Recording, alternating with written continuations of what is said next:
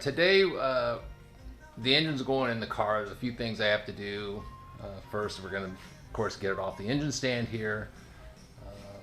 Put the clutch, flywheel clutch plate. Before you do that, Centerforce, they give you a bunch of documentation with their clutch setup, and they give you some specs that you should, kind of take a heed of, just to make sure that you have the right ball distance from the flywheel.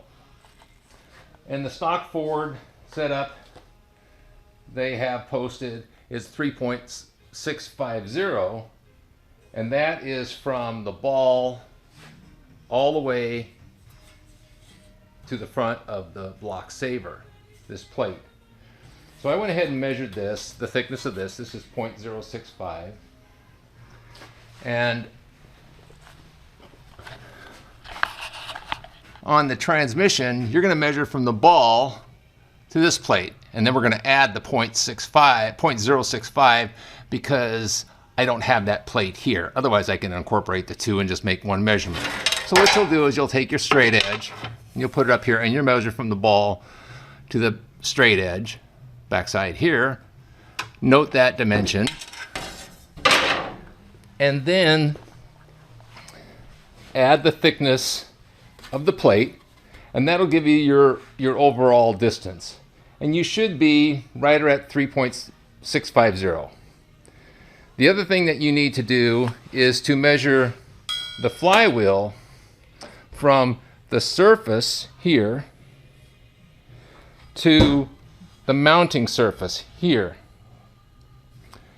And I've done that with my calipers across here, and I come up with 0.945.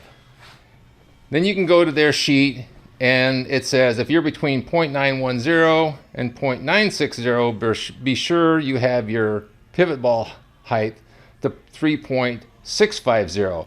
And there's some calculations on the sheet that you can do, and which I've noted on mine just for peace of mind. I have my ball to the transmission was 3.585. I added the plate thickness to 0.065, which gave me my 3.650. So I fall within the 910 to 960 reading for the flywheel thickness. So pretty much I'm good to go. So that's just one more step that you kind of want to do ahead of time before you get ready to just kind of throw everything together. The other thing I have is I have a new clutch fork because the other one was kind of wore a little bit. Comes with a new throwout bearing and pilot.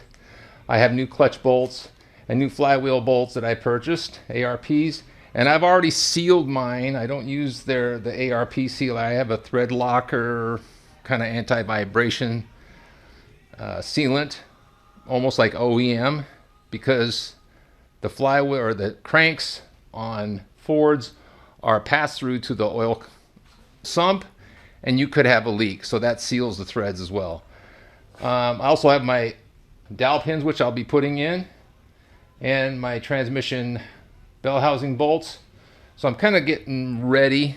I'll go through these steps as I kind of do the whole process, and then it's going to be ready to drop in the car. Another item on the flywheel I did not mention earlier was the fact that there's dowels that go in for locating the pressure plate.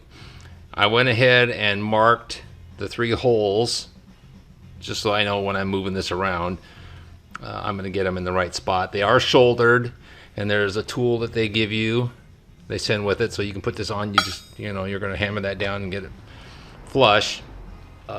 The other thing is, make sure you get it in the non-threaded holes. I've seen people put them in the threaded hole and create a huge mess. If nothing else, they ruin the flywheel.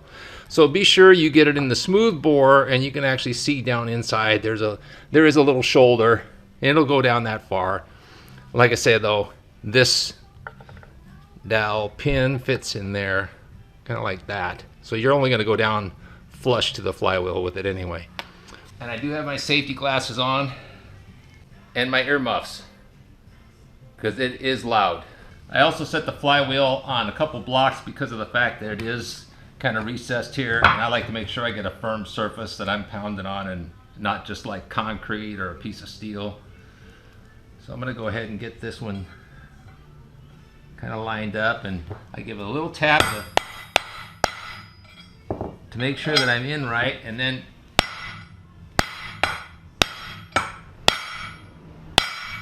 that's when you know you're flush. You get a little bounce back and the tone changes.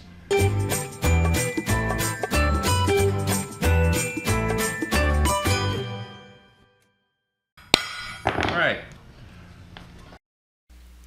Prior to the install, I like to take some time and pre-fit everything and make sure everything's right. And on the flywheel there's a dimple, and I put a little silver mark where the dimple is, and then I correspond that to a little black mark that I made on the crankshaft, and that tells me the position of where that bolt is, because the flywheel will only go on one way.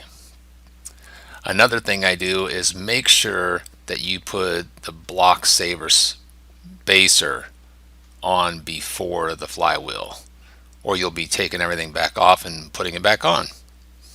I've got a 1 inch and an 1/16, I believe, socket. The biggest thing is this has got a lip on the inside, and you don't want to get a socket that just fits right over that, because then you'll ruin the bearing that's in here.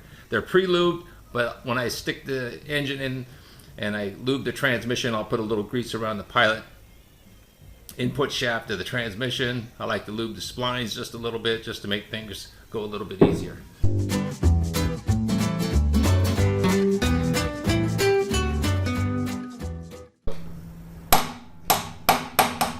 Okay, that's it. So we can put this aside. And then again, I put my shield up. Right the first time.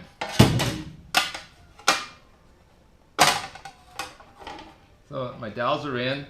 I'll lube the dowels when I go to put it in the transmission, or put the engine in on the transmission. So again, I got my black dot here, my silver dot there. I know that the flywheel is going to sit right there, so I'm going to get it in position close right off the bat.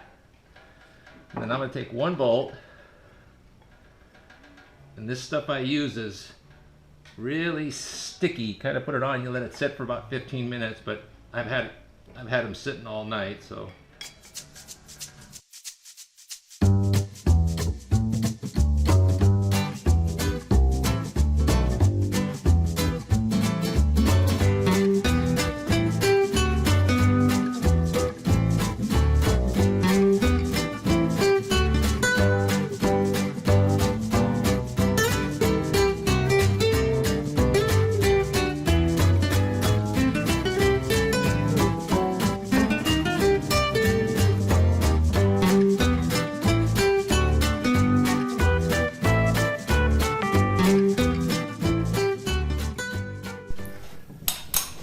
I still use the same hack pattern.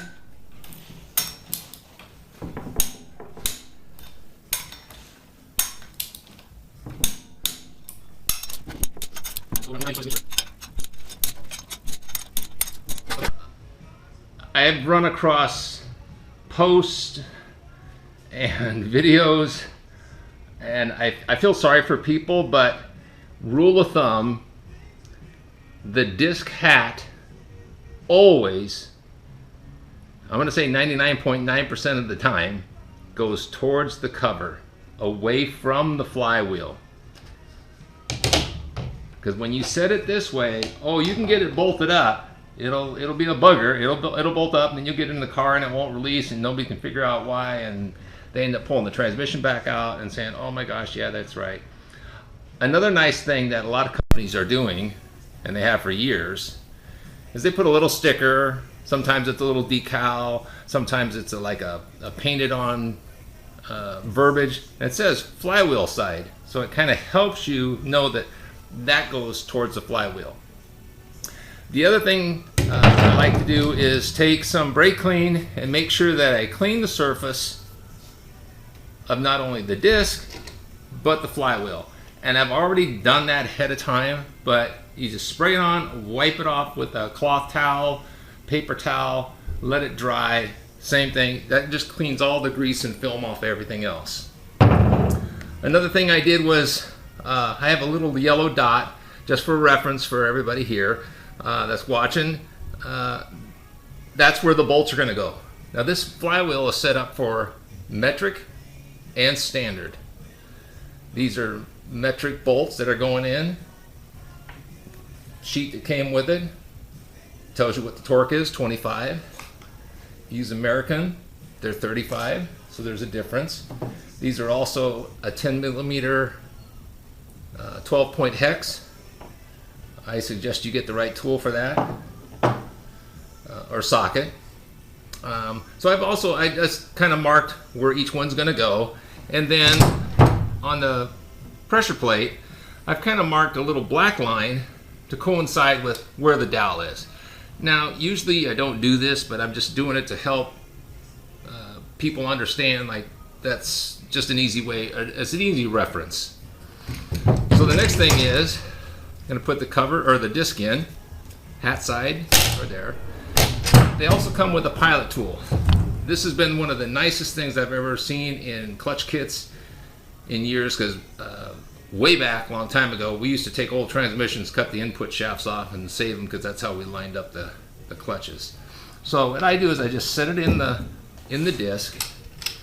I got a dowel here, and I'm just going to set this up, and I'm going to kind of push the alignment tool in the pilot bearing and try to line my dowels up without smashing my fingers.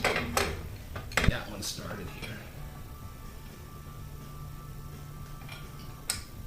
Let's see if I can get my socket in there.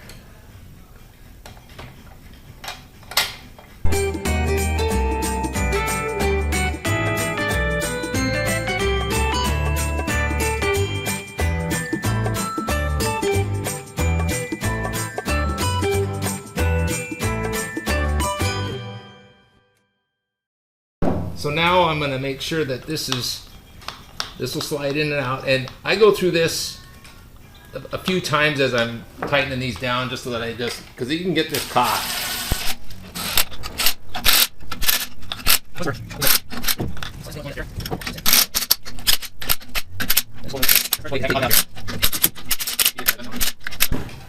my flywheel tool to kind of hold everything in place. Some guys make a tool that'll bolt into the block itself and come across with a little pawl and lock it in. They can just set it in here, a couple holes, and basically does the same as this. It's just bolts and pull, and check my torque on my pressure plate bolts. And again,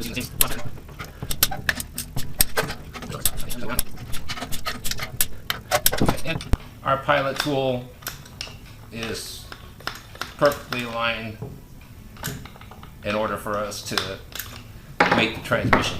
So now it is ready to go in the car.